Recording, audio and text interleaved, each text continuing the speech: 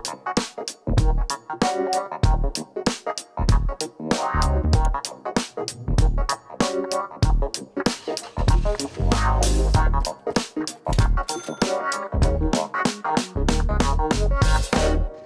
there, welcome back to Point of Sale, the retail supply chain show where we break down great retailers, the supply chains that move them, and the data they use to make decisions. I'm your host, Andrew Cox, a senior retail analyst here at FreightWaves, and today we'll be discussing a topic that is becoming increasingly more popular and in more demand from shippers, and that's managed transportation. And with me today to discuss it is Danny Lowe. He's the Chief Yield Officer and President of Asset Light Logistics at ArcBest, the sponsor of my show. So I'm very excited to have Danny here to talk about managed transportation. What is it, the benefits and the challenges of it, and then we're going to get into product launches, what it's like launching a product nationwide simultaneously, and what the complexities of that are. So Danny, thank you so much for joining me. Yeah, glad to be here. Thanks for having me. All right, Danny, let's start very high level. Let's just give the people a very basic question. What is managed transportation? Sure. I think managed transportation it really has a spectrum of what it can be, but I think it starts with the basics of instead of your logistics provider or your carrier reacting to a shipment, they're stepping back and helping you plan your supply chain. So that may involve different modes. It may involve combining modes. It may involve blended modes. It may involve just selecting of carriers and putting the right carriers with the requirements of the shipment that give you the most, whether it be a financial, economical view or service view with what you're looking for. But it's partnering together and both the provider and the retailer in this case or other shipper working together to get the best solution for a supply chain. Well, Danny, if you're a shipper and you are out searching for capacity and you're looking towards maybe a managed transportation solution, what are the benefits of having it? Sure, I think there's quite a few benefits. I think if you start with some of the small, medium businesses, I think that the technology that providers give to these shippers is something that in years past shippers couldn't get access themselves. It wasn't a good cost decision for them to invest in technology with the amount of freight they had. So for the small, medium businesses, it may be more about the technology spin within it. It also comes down to relationships that providers have, and so a small medium business may not want to manage or has the ability to manage 15 to 20 LTL carriers and 40 to 50 different truckload providers. And so going with partners that already have these relationships and are skilled or the experts in managing these relationships, that's one of the big values I see with a small shipper, medium-sized shipper partnering with a managed transportation partner. Danny, I heard a lot about small and medium-sized businesses there. What about big shippers? How do they play into managed transportation? Is there a lot of demand from them? Sure. Sometimes it's on a little bit different focus. It depends on who the large shipper is. If they already have technology in place that they're tied to, the managed transportation provider can still sit underneath their TMS and provide kind of a supply chain optimization or really maybe more of a category or subsection of their supply chain and work on optimizing and doing different things. And so their TMS may just provide the order to a managed transportation provider. And so we do still see a lot of big shippers working with managed transportation providers as well. Danny, do you think tech is the biggest driving force of adoption for managed transportation? I think tech is a huge enabler, maybe not the driving force. I think the driving force is working with providers that have capacity resources, that have technology to support it, and then the relationships that are built between that provider and the shipper to make sure that you're getting the best answer each time that you're working through a project or whether just the day-to-day supply chain and shipping transactions that they have. Danny, talk to me a little bit more about relationships because I think this is a really important piece. If you're a small or medium-sized shipper that is just starting out, or let's say you're a digitally native direct-to-consumer brand that's trying to expand to brick and mortar and you may not have those type of relationships to service the final mile to get to your store or get from your store, what can those relationships be like for someone who's leveraging the relationships of a managed transportation partner? Sure. You think of a small, medium business, they're probably going to be resource constrained in their supply chain area. That's just typically what we see. So their ability to reach out to 15 or 20 different providers would be an extensive resource drain if they could even be able to do that.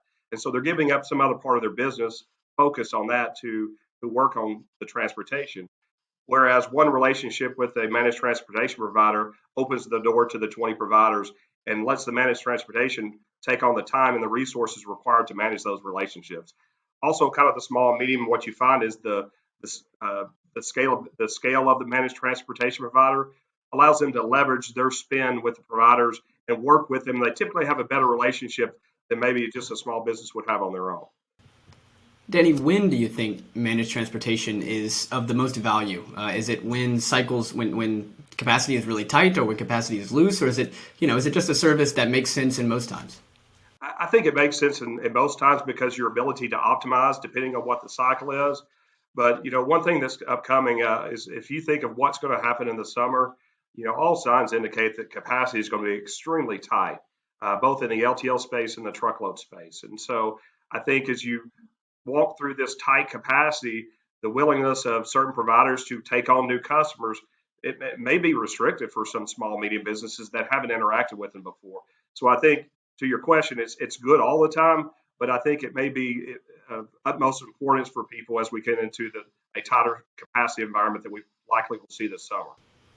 Yeah, I mean, I can't disagree or argue with you that all signs point towards tighter capacity. Here we are with the FreightWaves outbound tender rejection index at 25, and we're at March 6th or April 16th as we're recording this. Will come out next week. So I mean, here if we're this tight with this much volume, this much demand in mid-April, what are we going to see in June or July? It seems like it's going to be just nuts. Yeah, it's of my years in the industry, this is when I'm looking for probably the tightest capacity I think we'll see across the spectrum. Maybe there's been a tighter in truckload, or maybe LTL's been constrained, but I don't remember a time that you've seen LTL providers talking about hiring drivers and putting out numbers about their targets to hire going forward. And so you think through where we stand with driver shortage in different pieces. If LTL providers are saying that in the first quarter, what's going to happen in the second quarter and third quarter when seasonality takes over, and you're just going to have demand for transportation is going to increase during that time. So Danny, talk to me about the importance of having a transportation partner that can flex multiple modes, even if it's just all truckload, whether it be LTL or some sort of expedited service. Talk to me about the benefits of having multiple modes, even if it's just truck. Well, as we were talking about, we see extreme capacity constraints this summer. And so having modes, you need to be carrier friendly. You need to be working to to be a shipper of choice. And so some cases that if you're an LTL shipping LTL shipments, holding it for multiple days and shipping truckload may give you additional flexibility, optionality that you didn't have before. And so I believe kind of this blending of modes that we're talking about with, or the option to have different modes, is really just a capacity flex for you. It's the ability to get product out to you, whether it's going to your retail centers or whether it's going to end consumer, wherever the direction is headed to, is the ability to get that transportation capacity that could be at a very constrained environment this summer. Danny, I had read on a FreightWaves article back from 2017. I think Brian Strait was the only author at FreightWaves at the time, but he was writing about managed transportation, and there was some growth estimates from a managed transportation provider there that was expecting the segment to grow by double digits, I think 2 or 3 times GDP over the next few years. How has that changed from COVID? Did you guys see an increased demand for managed transportation services, or have things dissipated during COVID? We've continued to see a very steady growth in our managed transportation area. We don't really report the individual service lines, but it's been a growth channel for us, and we have significant demand for our customers as we work through getting them involved in helping understand their supply chain. And so we expect that to continue to increase. I think the complexity of supply chains will drive people more towards managed transportation and working with people that are more full-time experts that work in this area rather than being part of their part-time responsibilities. What are some of the needs that those customers are coming to you with, especially those maybe COVID-induced needs and some of the things that have been accelerated by COVID, whether it be same-day shipping or next-day shipping, all of these different facets that people are rolling out in retail? How has that impacted managed transportation? Well, one case may be that just someone that's looking that maybe had a single point of shipping before or had a single warehouse location. They're looking to help understand that maybe their demand doubled or tripled on the backside of the pandemic because maybe they were in the PPE or essential products or things. Is helping build out what is the best way to get their product to their end consumer. And so perhaps it's opening a new warehouse location so that they can store products in various locations and cut the time to, cut it from maybe 2 to 3 days average to 1.5 days for the product to reach their consumer. And so I think a lot of that from the pandemic, it's what it's allowed. Again, I go back to this flexibility when you're working with a partner that has the capabilities and the technology and the capacity. Sometimes it may be you are shipping truckload, but now your business is 35% down. Well, truckload may not be the right answer or the right mode to move that product anymore because you can't fill a complete trailer up. And so maybe you're you're hurting your lead time because you're holding that trailer to continue to fill. But really what you need to do is ship, 10 LTL shipments, or maybe build some type of optimization to more of a pull distribution where you can hold the product, but then distribute it on the other end in a different format than a truckload. And Danny, I'm not sure if you guys at ArcBest provide warehousing solutions, but even if you guys didn't, talk to me about how important it is to have a managed transportation provider that does have the connections to people with warehouses, that even if that provider didn't, they could help you, source whatever your needs are logistically. Right. I think when you think through a supply chain, location of warehouse is important. So I think the key is someone that can help you go through the optimization of the evaluation of what your supply chain provides. And so, with ArcBest, we do help our customers with warehouses. We don't own any specific warehouse, but we find relationships and develop relationships with warehouse providers so our customers can then leverage that later. But I think if you're just static in where you think your locations are, you're not optimizing. You may be optimizing for that constraint, but we like to have the conversation wider that and eliminate constraints so that you can get the full optimization or the best true supply chain that you can provide to a customer. Yeah, it seems like it's not there's no finish line in this. There's no destination. There needs to be constant evolution and constant iteration. Right. Optimizations, if you optimize only once, you're not optimized. You're optimized for that moment. And so that's the key of the technology and building back in to understand what a customer supply chain looks like. What are their constraints? What are their things they're looking for out of the supply chain? Is it service? Is it just most economical because it's a low cost product? It's understanding that, and then you can build those type business rules into the decision making of how you move shipments and get it to the end point. All right, Danny, let's shift gears to product launches because, this is a service within a service that is vital to shippers, and it's seemingly becoming even more important these days because I don't know if you keep up with the streetwear or the clothing that is coming out these days, but everything is getting smaller, smaller in quantity, more frequent, more, what's it called?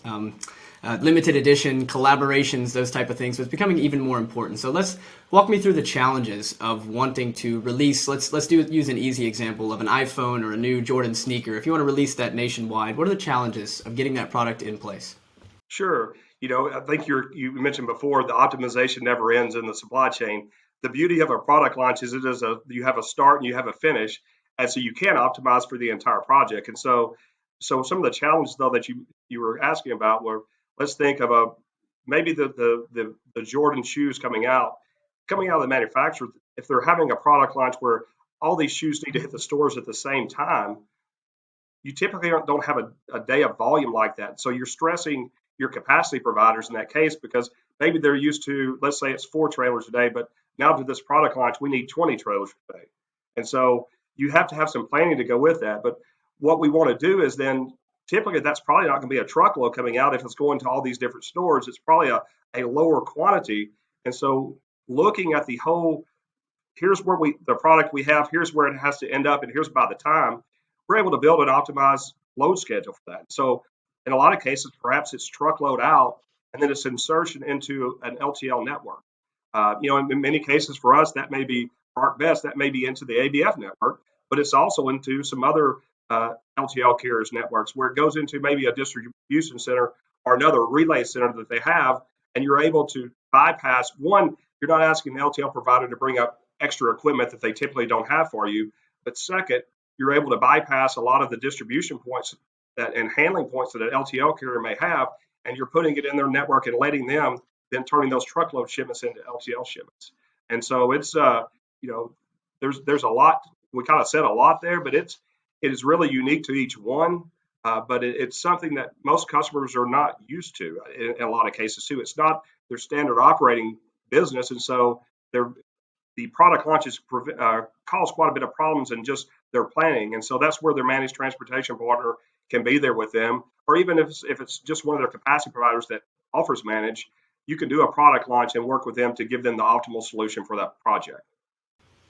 And Danny, are there any, what are the differences between the shift from a product launch to going to steady sales? Are there any challenges, or what is the differences there? Yeah, I think if you're using a managed transportation for everything, it's just really what do orders look like that day. It's really just part of the business that you're doing with them.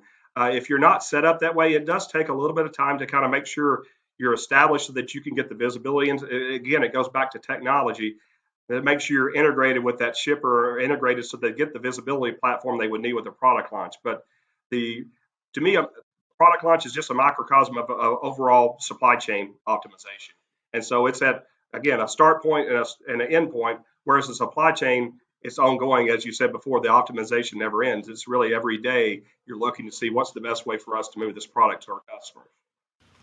Danny, that's a good point, and I'm glad you said it about having a start and a finish, because it's not only just product launches. There's also building launches or school launches or any other types of launches that also involve a lot of freight that must be moved to a certain point, all from different places, and be there at the same time. So let's talk about other types of events that also require this level of planning and organization. Sure, great point. So, kind of as we're describing what product launch, we were thinking outbound, right? It's getting a product to all the different stores. But think of new store openings, or think of a remodel of stores. In a lot of cases, you're trying to get multiple products to a store. So it's really the inverse that we're talking about. And so maybe it's inbound LTL shipments that need to be coordinated or could potentially be combined into a truckload, that then the truckload is delivered to the store at one time, that has the lighting fixtures, it has the maybe electrical or other parts, components that are needed, and it can be scheduled for that installer to be there at the same time, rather than an installer being there and products or components needed start showing up every 3 days at that site. So it can work both directions when you're thinking about it. Is we say product launch, but it could be, I don't know what the inverse of product launch is, but it's really that ingestion at the store of product at one time rather than it leaving the manufacturer at one time. Yeah, you're just launching a place for products, is what you're That's doing. correct. Yeah. And there's going to be a lot of those this year. This is the first year, and I think at least more than a decade, that we're going to have more retail openings than store closures this year. So that I'm sure this is going to be a service that's in more demand. I agree with you. Yes, I think so. All right, Danny. So we've seen a explosion of e-commerce over the last 12 months. Everyone locked in home with stores closed down. People just started buying anything and everything online. And we've seen a lot of direct-to-consumer companies that have had a lot of success this year. But we've also seen them looking to expand into brick and mortar. A lot of them have realized the value of having a brand-building store. So they're going to be smaller format stores. That's a lot of the growth that we're going to see in the retail expansion this year. Just walk me through how managed transportation can play into some of these smaller format stores and these e-commerce players. Sure. I think when you think whether it be a small company that we're talking about that probably doesn't have the expertise or really the resources to think about supply chain, is kind of the afterthought. Having a managed transportation provider that's working with them is going to give them expertise and help lower their overall costs. But I think even some of the large ones, kind of some that you mentioned, maybe they are a larger company that has a transportation department. Their resources have been how to get that product into retail stores, into a different distribution chain. Whereas going to their own stores, these small format stores, is a brand new. It's new to them, and so to have a provider that can walk them through and help them build out what the best supply chain answer for them, to me, would be very important. Danny, I got one last question for you before I let you out of here, and that's just how much or how valuable is it to have a managed transportation partner that also has a pool of assets that they can leverage when needed? Yeah, it's a great point. When we think of ArcBest, we have ABF Freight, we have Panther, we are a logistics product provider that has assets, and that's a very unique position in the marketplace. But when you think of capacity getting tight, there's two things. One, we are a carrier, and we do have assets, so we understand what other providers are trying to do, and so our ability to communicate and our relationships with other providers is greater because we know what they're trying to accomplish with their assets. And then on the second side of it, because we do have assets, it is basically a guaranteed capacity or assured capacity that we can provide to our customers when we're planning out the supply chain. And so we're very open and we're very agnostic about who our providers are. But what you find in a lot of cases, as we build the solutions in different pieces, ABF is a strong choice for them for LTL because we can have that assured capacity for them. It's almost like, a very asset intensive Amazon Web Services of sorts, where you have your first and best customer, and then if you got it, if you're so good at it, then you can then get it to other people than you do. That's correct. Right. All right. Ton of insight here today, Danny. Thank you so much for the time. Hey, thanks for having me on. All right, everyone, that has been episode 10 of the Point of Sale Show, the show where we break down great retailers, the supply chains that move them, and the data they use to make decisions. I want to take a moment to thank my sponsor, ArcBest. Of course, Danny is the Chief Yield Officer and President of Asset Light Logistics there, but ArcBest is more than logistics. Whatever you do, whatever you ship, ArcBest makes it easier for you to do business. ArcBest combines reliable capacity, innovative technology, and trusted relationships to take the complexity out of your supply chain and keep your shipments moving. That's what makes ArcBest more than logistics. All right, everyone, we will see you next week for another episode of Point of Sale. Make sure to subscribe to us either at Freightcast, anywhere you listen to podcasts. You can get all of FreightWaves podcast on one feed, or you can subscribe to us independently, Point of Sale, anywhere you listen to podcasts, or you can catch us live on video, Wednesdays at 1:30 on FreightWaves TV, FreightWaves LinkedIn, and FreightWaves Facebook. We'll see you next week.